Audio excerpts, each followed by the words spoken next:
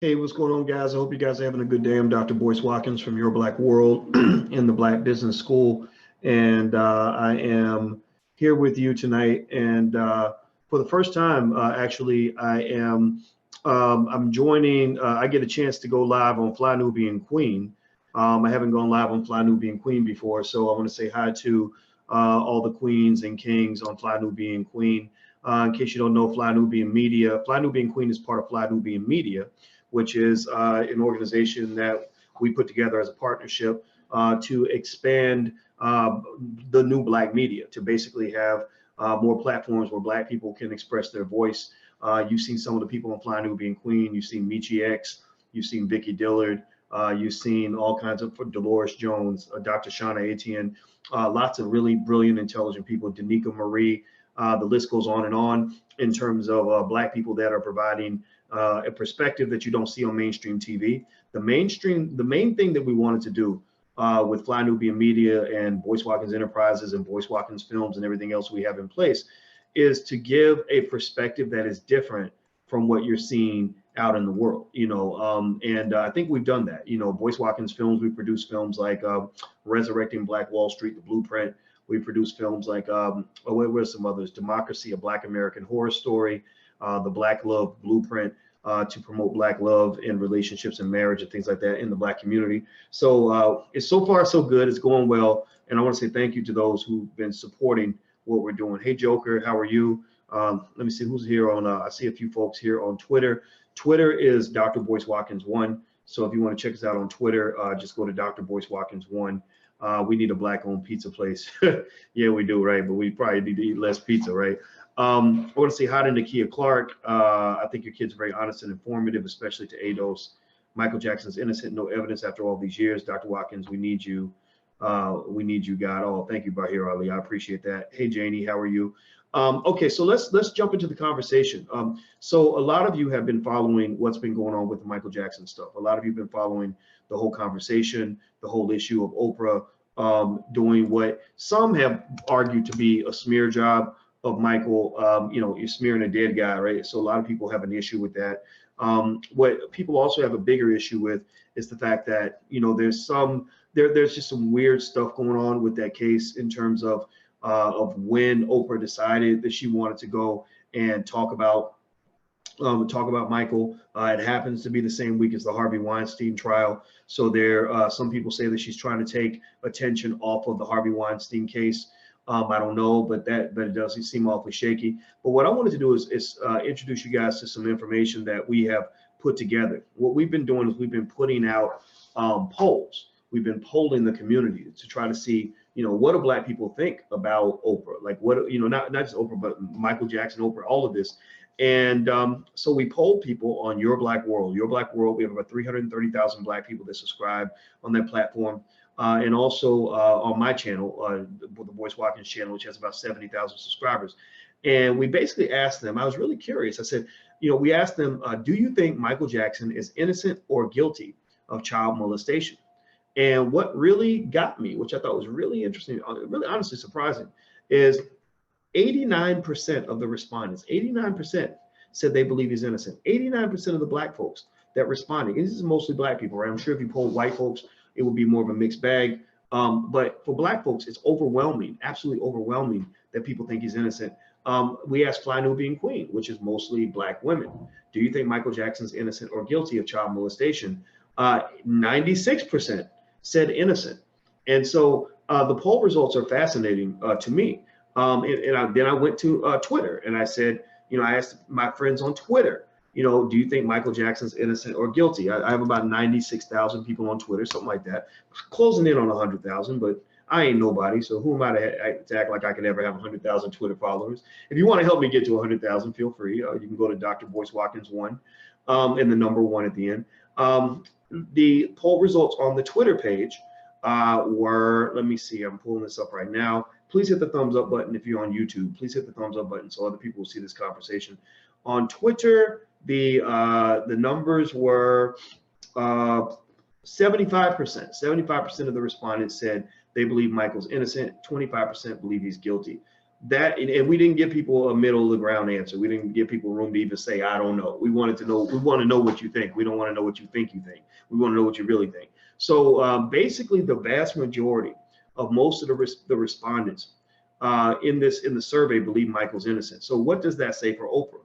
I think that is bad news for Oprah. I think that says that Oprah's reputational brand in the Black community is on the decline. I think Oprah is going to lose a lot of friends in the Black community because of this. I don't think Oprah is going to have a lot of support from Black folks. I think they feel that she's attacking an icon, and I'll tell you what, I'm a Black man, and I've been a Black man a long time now. I feel like Oprah really missed the mark on this. I feel like Oprah has an agenda. Oprah, easily could have selected, there's a ton. I mean, if you're going to Hollywood and you're looking for child predators, my God, you're gonna find, you're gonna find predators everywhere. There's a ton of people in Hollywood to choose from if you're looking for child predators to talk about. So what's the obsession with Michael Jackson? They've got actual Corey Feldman. I mean, again, her whole MO is, I'm doing this for the victims. I'm doing this for the victims. I want to help the victims have a voice. Okay, fine. That sounds good. We should give victims of child molestation a voice. But if that's the case, why are you not interviewing Corey Feldman? Corey Feldman, that guy has the most compelling story. I mean, Corey Feldman did a whole documentary called an Open Secret, meaning that everybody knows what's going on, that this is not a secret that is that is hidden very well. And in this documentary called An Open Secret, Corey Feldman, he spills all the juice on everything going on in Hollywood. He talks all about the pedophile rings. He names specific people. There are some very respected, prominent people, in these pedophile rings. And he talks about, it's almost like a public service announcement, warning parents, if you have talented children, be careful about just hopping up and sending your children to Hollywood, because they actually recruit children to come to Hollywood so that they can molest them. They are recruiting them. It's like a human trafficking almost. Like they would tell stories about these pedophile parties where they'd have little boys, little 10-year-old boys walking around naked, and it's some millionaire's mansion. I mean, it's just crazy. So ultimately, if Oprah's goal was to get to the bottom of pedophilia, let's just be clear: Oprah Winfrey's decision to market this interview at this particular time has nothing to do with protecting victims. It has nothing to do with protecting victims. It has everything to do with some sort of agenda. The fact that she hasn't touched the Harvey Weinstein issue at all speaks to that agenda. The fact that the interview is occurring right at the same time Weinstein's on trial and they're deflecting attention from the public, that's an agenda. It's very, very deep.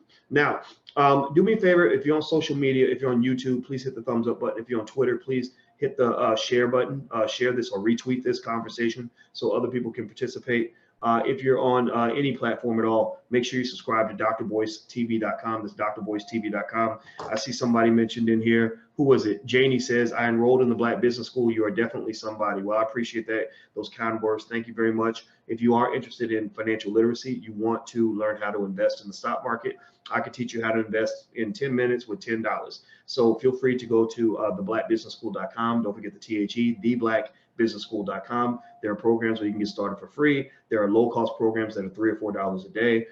There's no excuse for us not to have the financial literacy we need. I know what I'm doing. I was a finance professor at major universities for 25 years, and I left those universities because they were charging $50,000 a year, and I don't think that's ethical because it leaves people in debt. So we created our own platform where Black people can get financial literacy training very quickly at a high level and actually participate in the development and the building of a Black institution that's going to be around for the next 300 years.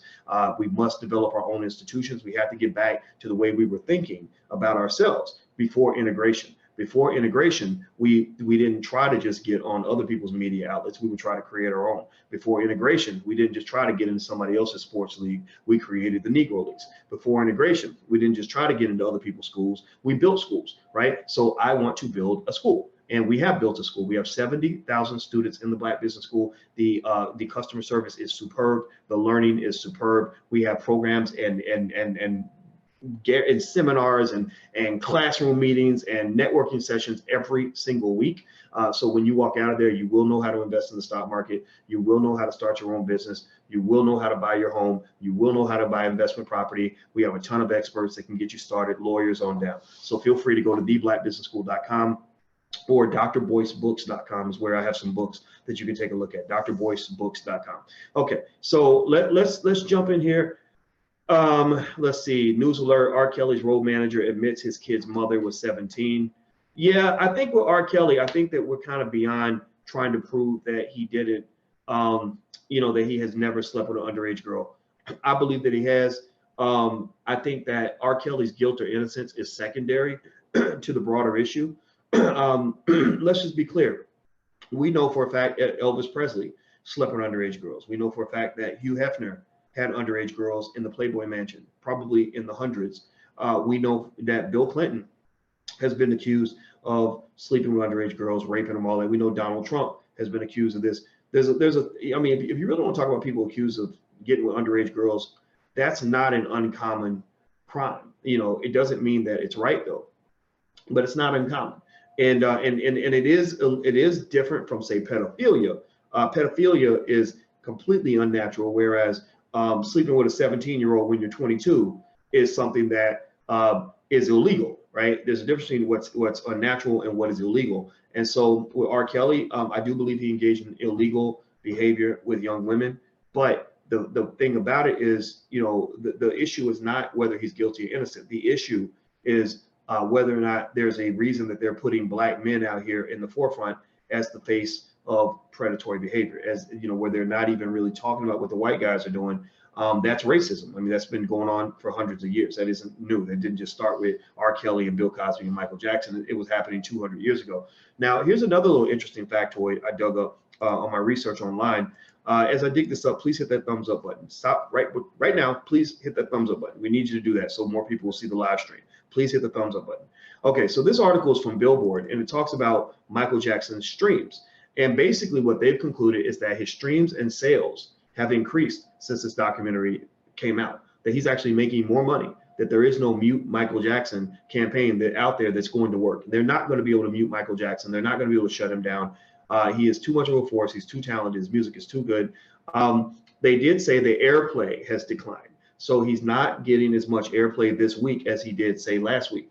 But I'm going to tell you what's going on with that. The reason his airplay is dropping is because DJs are having kind of a moment of morality, right? And it's not going to last long. It's not going to last long. They're going to, for maybe, for a couple weeks, they're going to stand up and say, oh, we're not going to play Michael Jackson because in solidarity for the victims. Okay, yeah. But then they're going to be pushed down this rabbit hole. They're going to have to go look at all the artists and everybody and look at everybody's history and all the things that people did.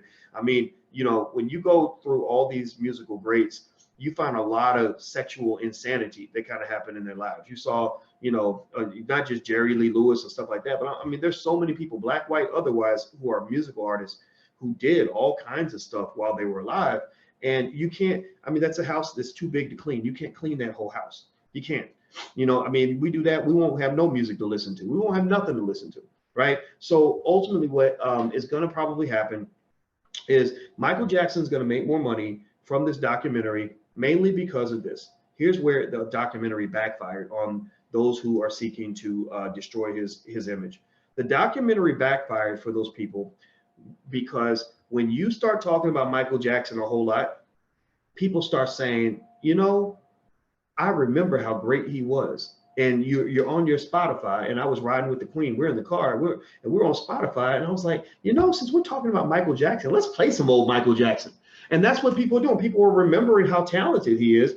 And, and a lot of people are like, well, as long as he ain't molested my child, there was some parents that, and not to say that he did it. I'm not saying he did or didn't do it. I'm not saying that at all. But if he did, people are like, well, that's between him and the parents that brought their kids there. And one of the kids, Wade Roberson, got called to the stand, and Wade went on the stand, went on record, he under oath, swearing to God on a Bible, said Michael Jackson never touched me. And not only did he say that he never touched me, he said he's one of the greatest people that I've ever met. He's one of the most wonderful human beings who's ever come into my life. So when that happens, you kind of kill your ability to come back and claim the moral high ground or claim to be a victim. You just killed that. It doesn't mean that you didn't have an initial claim, but you can't take two sides of that. Like if you ask me today, if you say, Boyce, we heard that your woman was stealing from you. And I say, how dare you say my woman's stealing from me? She does not steal. She is a good person and I love her. And then you come back later and say, Boyce, we heard that she's a thief, man. We heard she's been stealing from people. Are you sure she didn't steal from you? And I'm like, absolutely not. She's a wonderful human being, greatest woman I ever loved. And then they say, Boyce, well, you know, she's in court now and somebody's accusing her of stealing. We need you to testify in court. And I go to court and they say, do you swear to tell the truth, the whole truth, and nothing but the truth? I say, I swear to God. Swear to God that I'm telling the truth. I swear on the Bible, to God, in front of everybody, on a documented court record, that I am credible, that I'm believable, and that I am telling the truth. And then they say, are you sure this woman did not steal from you? And I say, no, she did not. In fact, I'm offended by the fact that you would say that this woman would steal from me. How dare you say that? She's a wonderful person, a great woman, right? And then 5-10 years later, I come back and I say, well, actually, she stole from me and it was terrible. And I'm a victim. And let me tell you how much money she stole. She was stealing from me the whole entire time. The whole time she was stealing from me, right? Like you're gonna look at me like I'm crazy. You're gonna say, well, I mean, you a damn lie. You a damn liar. Like we can't. It doesn't mean that you weren't a victim, but you're at the very least we know you are a liar. Like that is not questionable. There's no question that Wade Roberson is a liar, right? Now, is he a molestation victim? We don't know that for sure, but we know for a fact that he's a liar because he said one thing for 20-something years, all the way into adulthood now. When Michael Jackson died, he wrote a really wonderful obituary for him. And now he's like saying something totally different.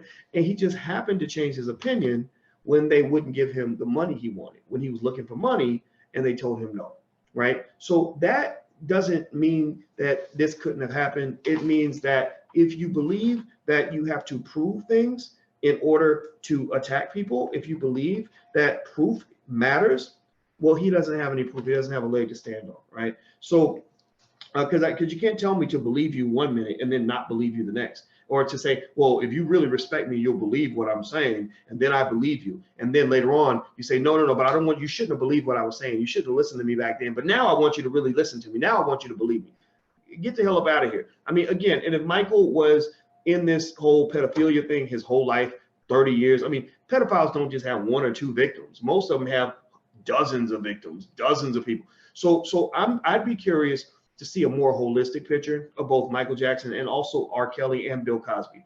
I would like to see more documentaries done where they talk to, 100 random people, not 100, maybe 50 random people who knew these individuals, who could tell you the good, the bad, and the ugly.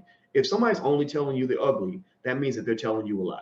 If somebody's telling, look, seriously, I mean, really, Nakia, I think Nakia was in here, and Shalita, and Raz Green, and Noberto. I want to ask you this. If I did a documentary about your life and all I did, and the only people I interviewed were people who thought you were a piece of shit. If all I did was interview your disgruntled ex-girlfriend or disgruntled ex-boyfriend, Christina, if all I did was count every ex-boyfriend who thinks that you're a jerk, who thinks that you were bad and mean and nasty, and all I did was interview the chick down the street who hated your guts, and all I did was interview people that have a bone to pick, somebody who's mad because you wouldn't give them money. Like, do you think that I can make a documentary that makes you look bad? I could probably make you look as bad as R. Kelly, Bill Cosby, Michael Jackson, or anybody. I mean, if I really, yeah, Shalisha said, he said my name right. Yeah. I mean, if I wanted to do a documentary to make you look like the worst person in the world, I could pull that off. All I got to do is talk to the right people. In statistics and statistical analysis, I'm a researcher. That's my thing. That's what I do. In statistical analysis, that's what we call selection bias. Selection bias is when you're not getting a sample that is random. You're getting a sample that is handpicked. It's like going up to a salad bar, and let's say that you got tomatoes and celery and lettuce and croutons and cheese, and you got 40 different ingredients on the salad bar, right? And selection bias is when you go to the salad bar and all you do is you grab the tomatoes.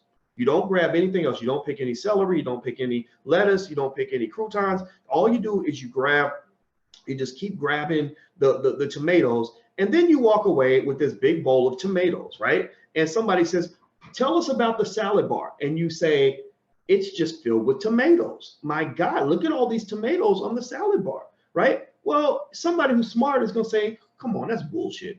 There's 50 ingredients on the salad bar, and you walked away with one. Like, you know, so R. Kelly, Michael Jackson, Bill Cosby, these were complex individuals who lived complex lives, who interacted with lots of people. They've got the good in their lives that they've done, the bad that they've done, right? Everything in between. They got, you know, probably 100,000 people that they met over the course of their life. And all you're doing is you're walking up to this whole colorful experience, this whole thing called the life of Bill Cosby or whatever, or Michael Jackson. And all you're doing is you're cherry picking.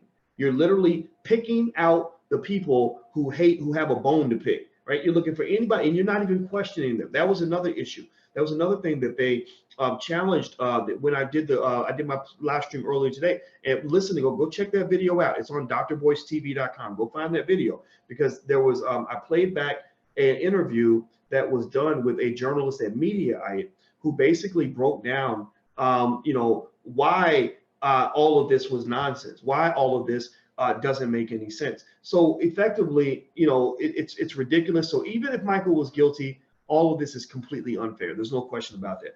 Do me a favor, hit the thumbs up button. If you're on YouTube, please stop for a minute, hit the thumbs up button. Also, it's important that you get on the text list so I can text you when we go live. If you want to get on the text list, text the word Boyce, B-O-Y-C-E, text Boyce to 31996. Just type my name in, Boyce, to 3, and then text it to 31996. Somebody please put that in there. Put in 31996 so other people can see it. Also, feel free, if you want to get books for your kids and financial flashcards, stuff like that, go to drboycebooks.com. That's drboycebooks.com. And I want to say what's up to Vicky Dillard, who is, I think Vicky's so awesome. There's like a few people in my life I feel like are partners in crime with this, like not in crime, but we're not committing to crime. We're actually I think we're doing something that's going to be historic in terms of how we can impact the world. And Vicky Dillard, Jewel Victory, and a few others are just like people that I see as the individuals that are helping us really shift the narrative. I mean, I think, you know, if you look at what Vicky's doing in terms of how she's, you know, rocking the world and really reshaping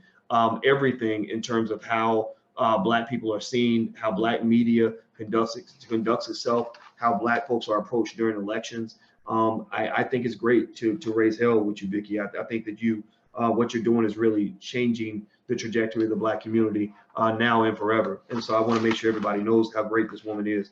And follow her on Instagram. She's at Vicky X Dillard, Vicky X Dillard. Now, here's one last point, another couple of points I want to make. One, I want to give a shout out to D.L. Hughley. D.L. Hughley made a great point in an interview. I don't know where he was or where he was. I think it was CNN. And they asked him about Michael Jackson and R. Kelly and all that stuff. And of course, with him being a Black man, they're always looking for Black people to co-sign on their bullshit. They're always looking for Black people who will throw other Black people under the bus as quickly as possible. And so they got DL on the show, and they started pressing him on the wrong issue. They pressed him on the wrong issue. The wrong issue, which is what white folks focus on. They've always played this game with you.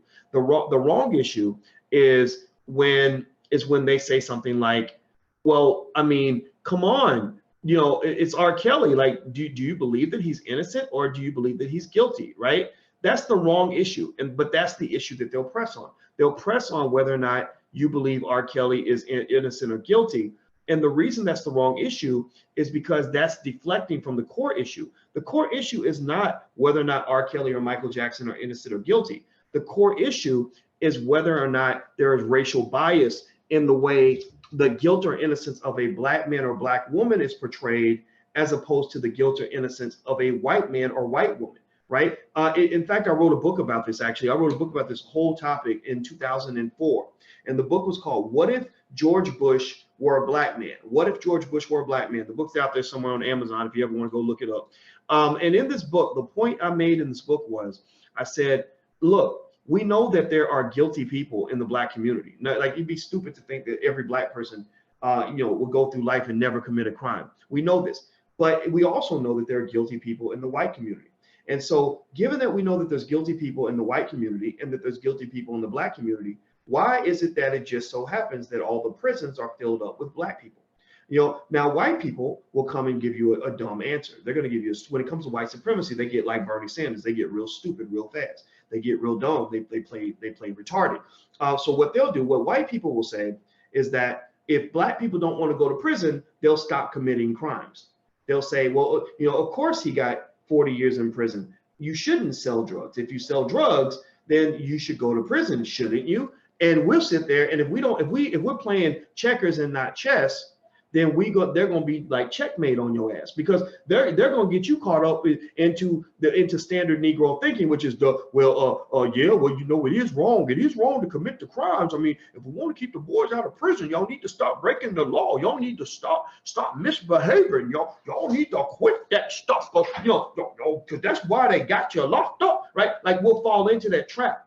And I realized, wait a minute, I'm not falling into that trap, because I'm not going to play that game with you. I'm not going to play that game with you. The issue is not whether or not they're guilty or innocent.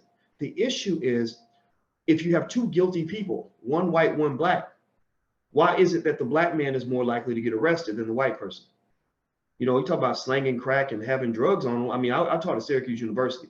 That was like a gigantic crack house. I mean, those college kids, those were white boys and white girls. They were the biggest alcoholics and drug addicts I ever saw in my life. All they did was get high and drunk every single day.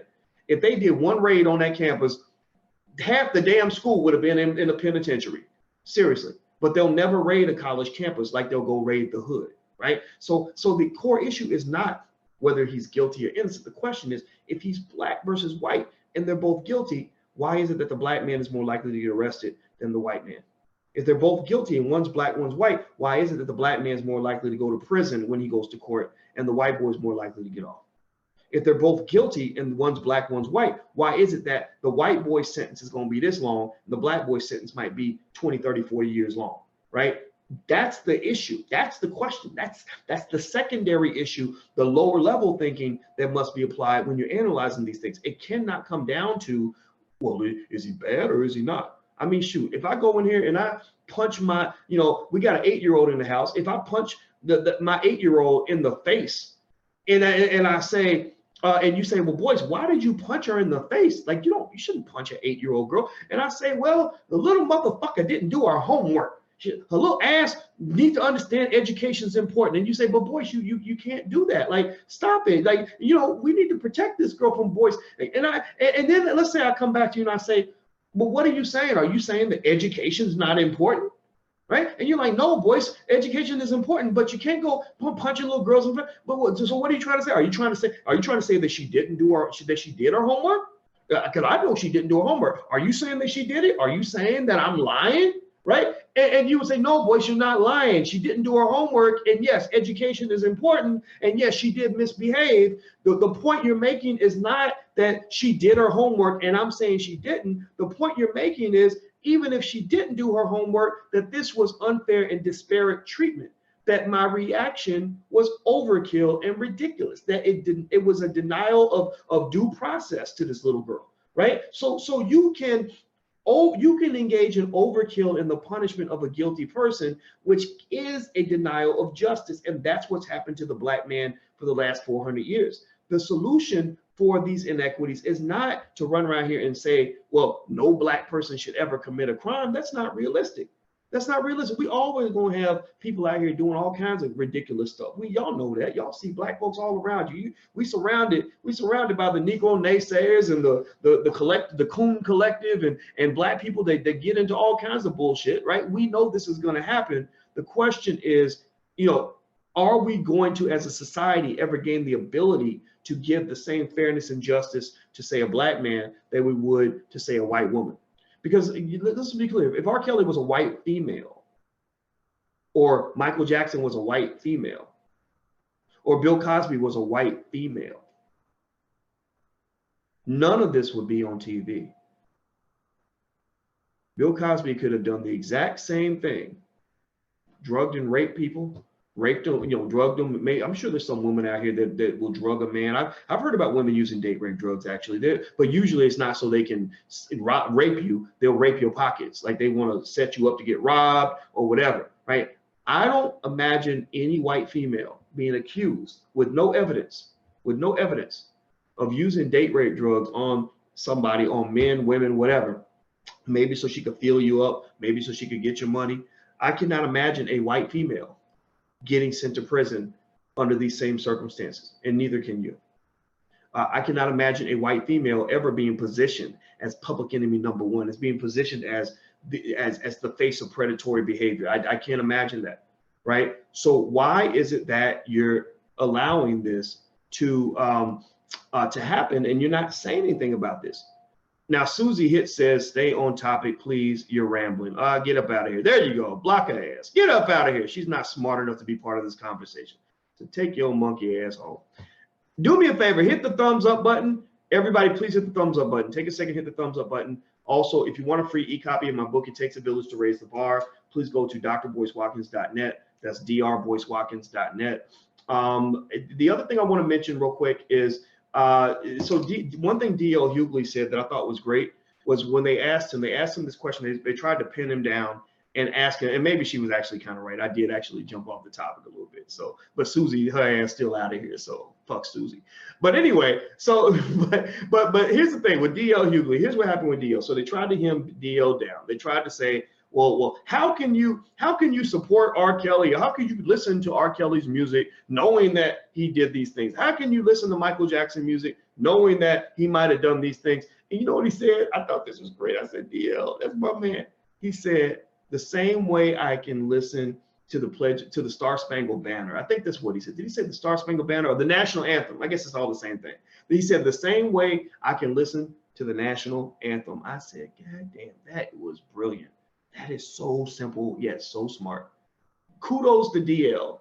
Give a digital round of applause for DL Hughley for probably saying the smartest thing any comedian's ever said in the last 45 years. Seriously, big props to DL. I said that was brilliant because he is 100% correct. That's what you do. That's how you confront white supremacy. What you do is don't let them back you into a corner where they got you on the defense. Just like in sports. In football, you can't win a game if all you're doing is playing defense. What you do is you play offense. You throw that shit right back on their asses. You throw it right back on their asses. And you say, no, how about instead of me defending myself for you and trying to prove myself to you, how about we accept the fact that I have nothing to prove to you, Mr. White Man? If anybody has anything to prove to anyone, you've got something to prove to me because you spent 400, 500 years doing the exact same thing that you're claiming this one black man and this one black woman did.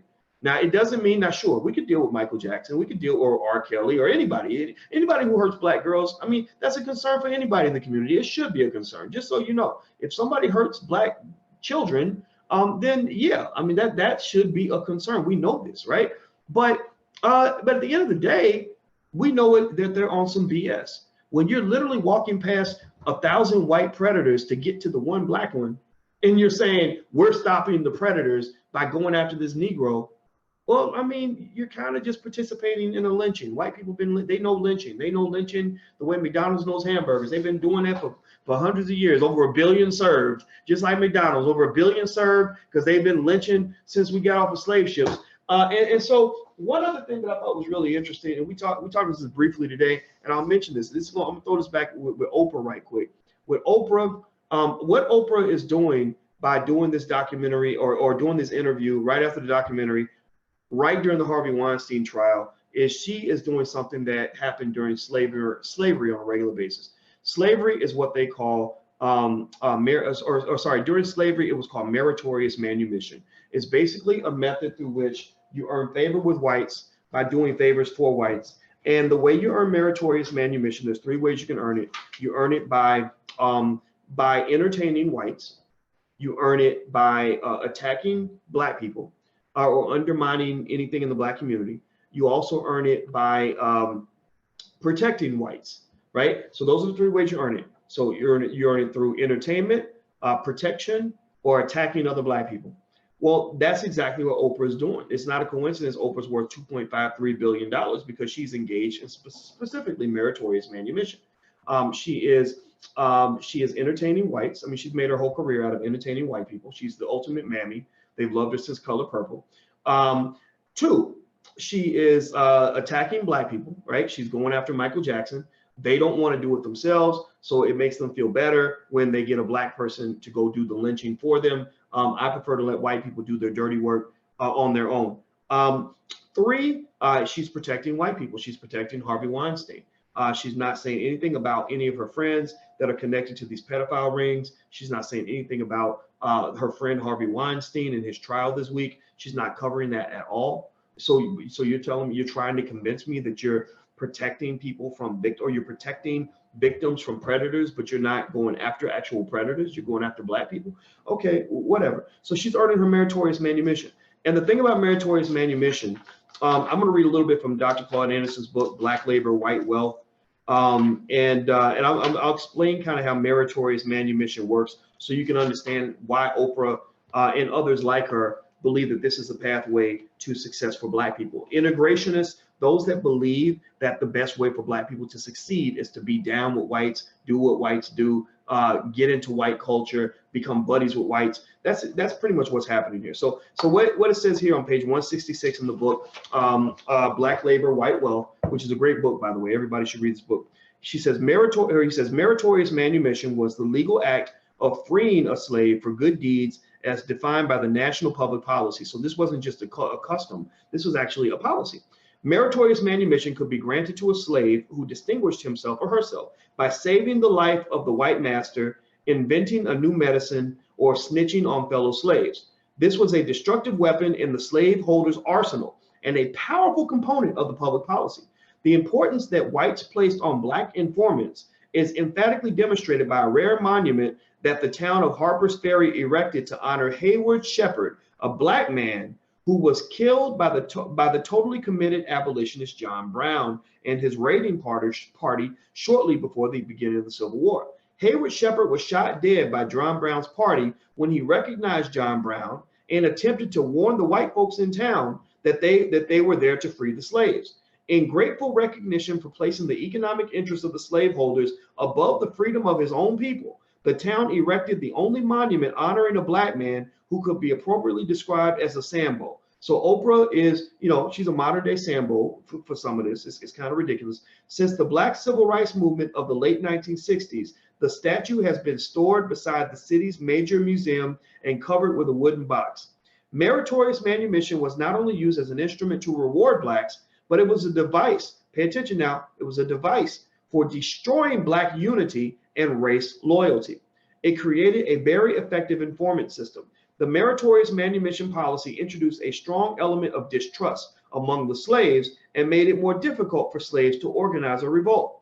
The psychological techniques used were designed to drive wedges between slaves and to train them to trust no one other than their white slave masters. So at the end of the day, the goal is to get black folks fighting each other so that we then turn to white folks because we see them as trustworthy people, because I can't trust that nigga over there, right? Meritorious manumission was first instituted in Virginia in 1710. According to Peter M. Bergman's The Chronological History of the Negro in America, the technique of meritorious manumission was adopted by all of the colonies. Quote, the first use in Virginia of the legislative power to break the bonds of a slave was made in the year 1710. A Negro named Will, who was cited for discouraging a slave conspiracy in the colony, and in recognition and reward of the public service, an act was passed conferring freedom upon him. This act of freedom read, the said Negro Will is and shall be forever hereafter free from slavery, and shall enjoy and have all the liberties, privileges, and immunities of or to a free Negro belonging. So this Negro, Oprah, is and shall be forever hereafter free from slavery. So she shall be given $1 billion and enjoy all the liberties, privileges, and immunities that come with being a free Negro in America and loved by all white people who see her. So the act of freedom restored some of the liberties, privileges, and immunities that Maryland's public edict took from blacks in 1638. This national discipline policy was so successful that in more than 250 years of slavery, there was not one successful slave revolt in North America. Of the mere 150 to 200 attempts, pay attention now, listen, this is an interesting sentence. Of the mere 150 to 200 attempted slave insurrections, in nearly every instance, the slave revolts were prematurely exposed. Unfortunately, the informant in nearly every instance was a black person. So meritorious manumission is basically a process where you earn what can only be referred to as a good nigga sticker. You get the good nigga sticker because you go out and you do the dirty work that white people don't want to do. You go out and they are afraid to attack black people because they don't want to appear to be racist. They don't want to get the backlash. HBO doesn't want to deal with the drama of black people calling them racist. So they call up Oprah and they say, hey, mammy, we got some buttered biscuits in here, some solid gold plated buttered biscuits for you. If you will come in here and help us to destroy Michael Jackson and destroy his reputation. The interesting thing about white folks is they don't destroy their heroes. They don't. White people don't destroy, they don't take down their heroes. I'm saying, I want you to really ask yourself, I want you to try to, let's meditate with me right quick. And I want you to go back in the recesses of your subconscious mind. I want you to find for me 3 examples of white people. I want you to find 3 in the last 5 years, 3 white people, because there's a lot of white people everywhere. And I want you to help me find them. Find 3 white people of Michael Jackson's status or higher. Now, Michael Jackson's status was huge. He was an intergalactic celebrity. He was international. He was iconic. He was historic. Right? I want you to find 3 white people. Help me with this. If you can't find nobody, tell me. I can't find nobody. So, but if you find somebody, let's address that person. I want you to find 3 white people that were of Michael Jackson's status, where HBO or some major network conspired with other white people to take that person down permanently, to destroy that person, to paint them as the worst scumbag that you can imagine. I mean, ain't much lower scum than a child molester, somebody who sleeps with a child. The only thing worse than somebody who will rape a child is a person who rapes and murders the child, right? That's the only thing I can think of that's worse than sleeping with a child. So I want you to tell me, somebody answer my question, answer my motherfucking question. Tell me, can you think of anybody? Super Mega says I can't think of no one. Let me see who is. Vegeta says Vegeta or Vegeta. I hope I didn't mispronounce your name. Yeah, I'm right. Nobody. Even Trump. They're not even taking down Trump. I don't know if y'all saw. Even today, Nancy Pelosi said she's not going to pursue impeachment against Trump. So they all working together. They all on the same team. They know how to stay on some kind of code. Because I mean, my God, if there's ever been a president that deserved to be impeached, it's him, right? But nobody. Jesse Ventura, come on, you know Jesse Ventura is not the status of Michael Jackson. Marlon Brando, I last time I checked, they ain't took down no Marlon Brando. Nixon was pardoned. Bill Clinton, right? They haven't. There's nobody to take down somebody at the level of a Michael Jackson. You have to go after like a Bill Clinton. Or I can't even think of that many white people. I mean, maybe a Elvis Presley. Are you gonna take down Elvis? Y'all know Elvis. Did he marry a 14-year-old? Is that right? I'm asking my baby to tell me. Let me Google. While I look this up, I want y'all to hit the thumbs up button. Please hit that thumbs up button while I Google this. I'm gonna Google this real quick, and I'm gonna find out how old was Elvis's wife. Right? Did Elvis marry? Was she 14? What direction are we headed, Dr. B? Any financial growth topic? No, Shanita, I'm just talking shit tonight. So I'll talk financial stuff tomorrow. We'll talk about the stock market tomorrow. So just okay. Anybody? Okay, how old was she? Okay, somebody says 14, 15. So either number, makes him effectively in R. Kelly, right? Like so basically Elvis, R. Kelly, same thing. Elvis, R. Kelly, same thing. And really, you can even say, I mean, if you're really talking about R. Kelly and the whole thing with him having all the women in the house and all that. I mean, that's when he goes into Hugh Hefner territory. But Hugh Hefner, I mean, how many nickels would you bet that Hugh Hefner never slept with an underage girl? I mean, shit, there were 14-year-old girls kicking it in the Playboy Mansion. He was letting 14, 15-year-olds come and hang out in the Playboy Mansion. So come on now. Come on, really? Seriously? They won't even go get Hugh Hefner. But they're going to go dig up Michael Jackson's dead body and lay the dead body out in front of everybody. And we're going to pick apart his life and do an autopsy on his personal life after the man's dead. Come on now, Oprah. Like, really? You ain't got nothing better to do? Nothing better to do. So, but here's the final result. Look, we did our polls on Your Black World, Fly New Being Queen, etc.